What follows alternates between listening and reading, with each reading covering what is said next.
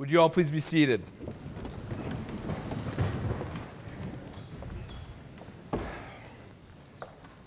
Well, to say I'm nervous right now would be an understatement. I'd like you all to take a second to think. I'd like you to think of why you're here right now. I want you to ask yourself, why did I wake up this morning? Was it because you wanted to, or was it because you had to? Were you excited to start your day, or did you simply roll out of bed, leaving yourself just enough time to get to class? I want you to think beyond waking up this morning. What brings you to the chapel today? And even further than that, what brings you to Appleby College?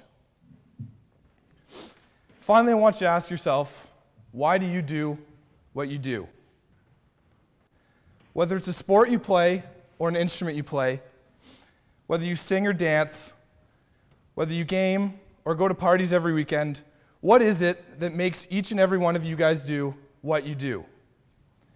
Good morning, fellow students, staff, and more importantly, family.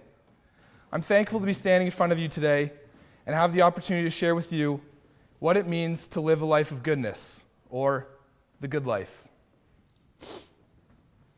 I've been in Appleby for 6 years now, and I can still remember my first time in the chapel, where I received my tie on the first day of grade 7. I can remember how nervous I was at Appleby, much like I am right now. I was on one hand very excited to start at Appleby, while on the other very nervous. I was excited because Appleby provided me with the opportunity to experience many things I could have never imagined. It's allowed me to meet some of the most amazing people I'll ever meet, and it's given me the opportunity to learn and more importantly, discover. During a service project last year, I was fortunate enough to have the opportunity to visit an extremely remote village in Costa Rica called Sisokin. To get there, we traveled 6 hours by bus, followed by 2 hours up a river in a canoe that was actually a dugout tree trunk. It was truly an amazing experience for me and everybody who was on the trip. And it was on this trip that I discovered my passion for service. And this year, when it came time to starting an international business in IB class, Mitch, Aiden, and myself thought, why not combine both our passion for business with our passion for service, which later resulted in Rainforest Chocolate. We had this great idea of importing chocolate from our friends in Sisokin, which we would then sell and send a percentage of the profits back to the village, and hoping to better their access to medical care. Although we're still working on the chocolate, experiences through Appleby such as this have allowed us to discover many things that we are passionate about. At Appleby, whether we want to or not, we become involved. Each and every one of us has been involved in athletics, in clubs, in service, all the while keeping up with Appleby's rigorous academic curriculum. Like I'm sure many of you throughout my years at Appleby, I've at times wondered to myself, wow, Ben, are you going crazy?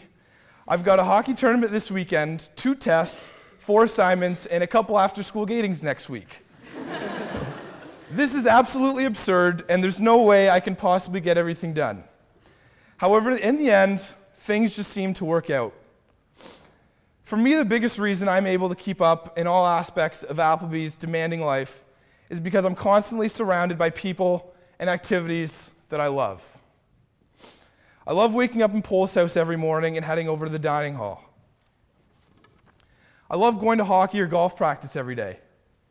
And I love going to Mr. Zukonic's class where he teaches us everything he knows about his world-famous zooconomics. As individuals, we're all different and have different interests and different passions. Whether it's Ben Edgecombe rocking a soul on the saxophone, Carly Duffy with her big hits on the rugby field, or Nesm, who just seems to be good at pretty much everything, at Appleby, we're given the opportunity to build the foundations on our own paths to a life of goodness. So what is a life of goodness? To me, a life of goodness is doing what you love. The good life is not about what you do, but rather why you do it. Think back to the beginning of my speech when I asked, what is it that makes you do what you do? Everybody knows what they do, but not everybody is quite sure why they do it. A life of goodness to me is about finding your why. It's not about the classes you take or the sports you play, but it's about why you play those sports or why you take those classes. Did you take that class because that's what you're passionate about and that's what you love? Or did you take that class because that's what your friend took? When you're able to find what you love, your passion, and stick with it, then you'll be successful. When you can look at yourself in the mirror each and every day and confidently state that you do what you're passionate about, you will never work a day in your life. Because from passion emerges success and happiness, and that right there entails the life of goodness. I guess what I'm trying to say is you'll be most successful in life not by chasing a paycheck, but by chasing your passion and chasing your dreams. Don't get me wrong, getting a paycheck is always awesome, but getting paid to do what you do can't be beat. For me, I guess I'm a little bit old-fashioned, and some say I'm persistent to the point of stubbornness. I have a hard time giving things up. Take, for example, hockey. Starting from the time I could walk, I inevitably inherited this obsession with hockey, and I mean obsession, to the point where I would sit on my couch in my living room, putting on all my equipment, only to take it off again, and I would sit there doing this all day long. It's my oldest passion, and has been one of the biggest things in my life since the first time I learned how to skate. I played high-level hockey my entire life, often having to miss school, family dinners, and hanging out with friends. But through doing what meant so much to me, I have met countless people that have had such a remarkable impact on me and influenced me to be the best that I can be. I can say with confidence that without the endless mentors I've met through hockey, I wouldn't be standing in front of you all today. This morning, however, we are standing in a place that I like just as much as the hockey arena.